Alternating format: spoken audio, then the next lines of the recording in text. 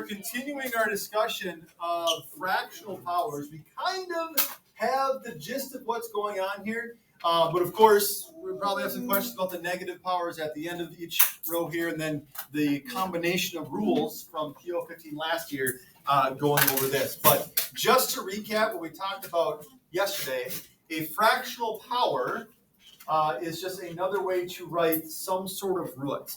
And the relationship, you can see it at the top of the page there, a little bit higher up, is the denominator of the fractions is the degree of the root. The numerator is the power to which you take that total. It's how many of the root you want.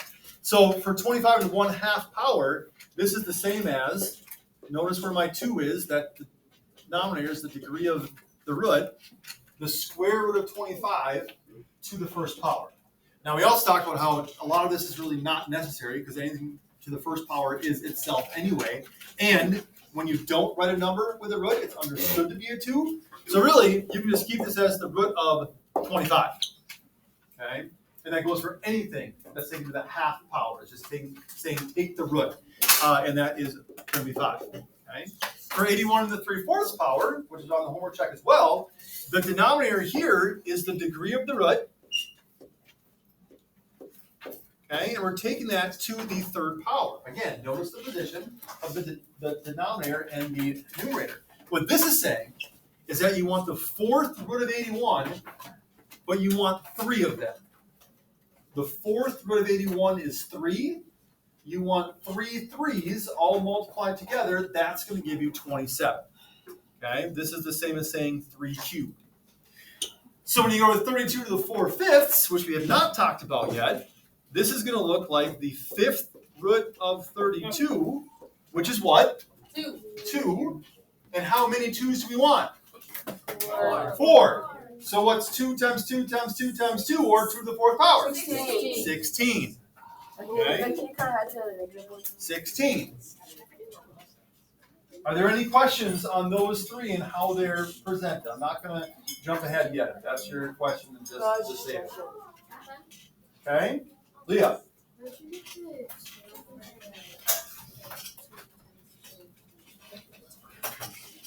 The 2 from this last one? So the 5th root of 32 means what number to the 5th power equals 32, or what times itself times itself times itself times itself equals 32, and that just ends up being 2. Okay? When you take the degree of your root is something other than a square root, your number is usually going to be pretty small. Because if we're looking at what number the 5th power is only 32, I mean, that's going to be a pretty small number that we're starting with there. Okay, so part of this is just kind of knowing factors, knowing how powers interact to get these answers. Okay, 27 is the 4/3. Is our answer going to be greater or less than 27? Greater. Greater. Why? Because it's 4 times. Because the fraction power is greater than 1. Because it's an improper fraction. Okay? It's an improper fraction. So, cubed root of 27 to the 4th power. Is how you write this. Denominator, degree. Then how many do we want? What is the cubed root of 27? 3. What number cubed equals 27? 3. What's 3 to the 4th power? 81. 81. I just down. 3 to the 4th power equals 81. Do the next 4. We'll save the negatives for just a little bit. Do the next 4 on your own. I'll pause the video, write it out. Okay. Where can I pause the video? Is this it? Write it out. Show the work. All right, and we are back. So, going on to the next row here, you should have the square root of 36 Can I say it? to the 3rd power. The denominator is the degree of the root, and then the numerator is the power. The root of 36 is 6. You're taking 6 cubed, which is 216 as a final answer. Questions on that one? Nope. No. You're not the only one here. Okay, next one, 16 to the 5/2. Notice we have an improper fraction, so don't be alarmed if your solution is bigger than the base that you start with, we're taking the square root of 16 to the 5th power. The square root of 16 is 4. 4 to the 5th power equals 1,000, 2,000. I thought we were supposed to say them out loud. Do it in every class.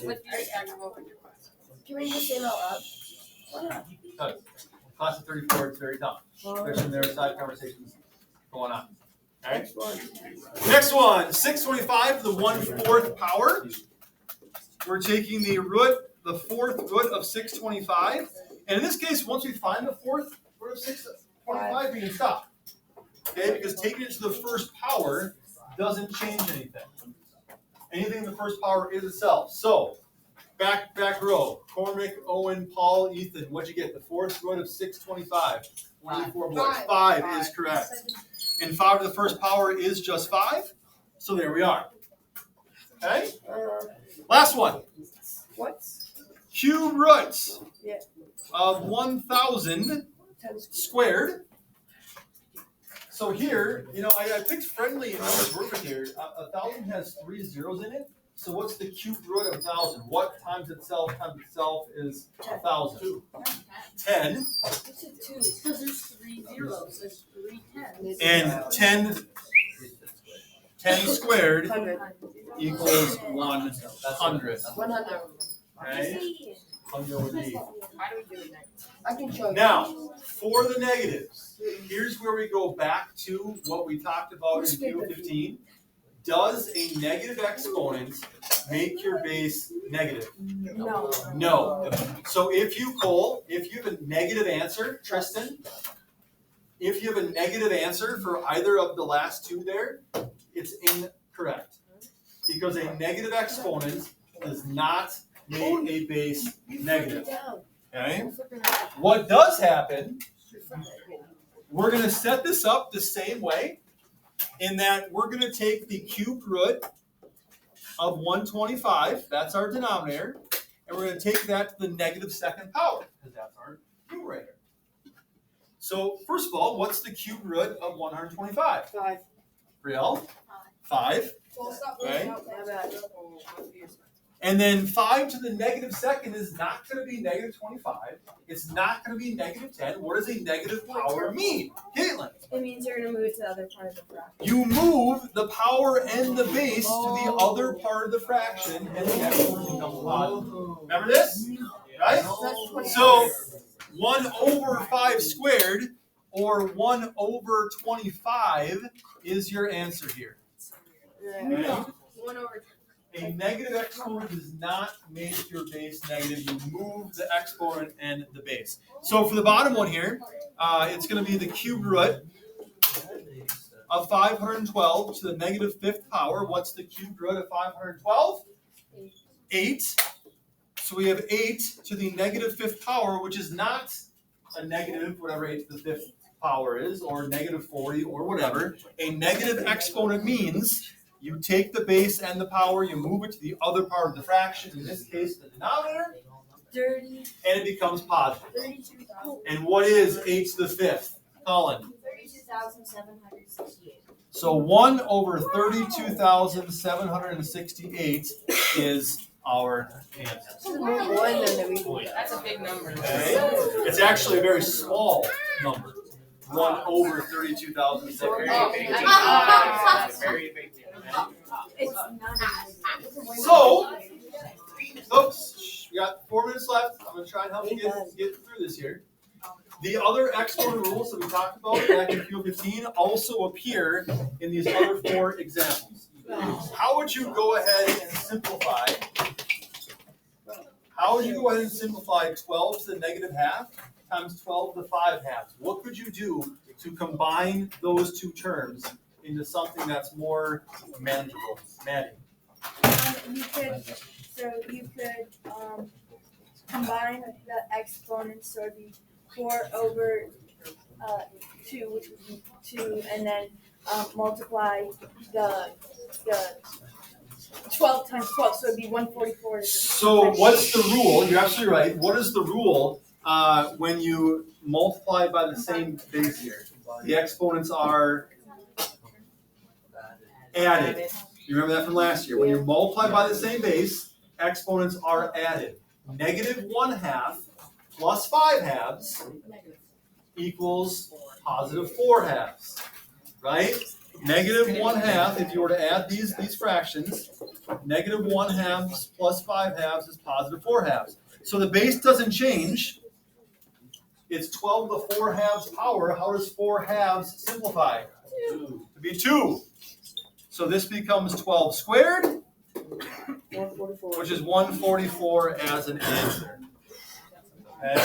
Alright, I think we're good. 144 as an answer. Eli. Are you supposed to multiply like the 12s? When you combine the powers here, no. Remember all of our rules last year, the base stayed the same, except if you were taking something to the 0 power, What happens then if you get it 0? becomes a 1. Schultz, what about the last one? Okay? Alright? So reviewing PO15 is going to be helpful here because in the next one, we're distributing. What happens to the exponents when you distribute into parentheses? They get multiplied. When you divide by the same base, as in the third one, exponents are subtracted. Here again, we're multiplying by the same base like we were in the first one. So when you multiply by the same base, exponents are added. Okay? Those are your 3 for homework for tomorrow. If you did not turn in math packet number 1, please do so on my desk. That's how you math. Don't forget to like and subscribe.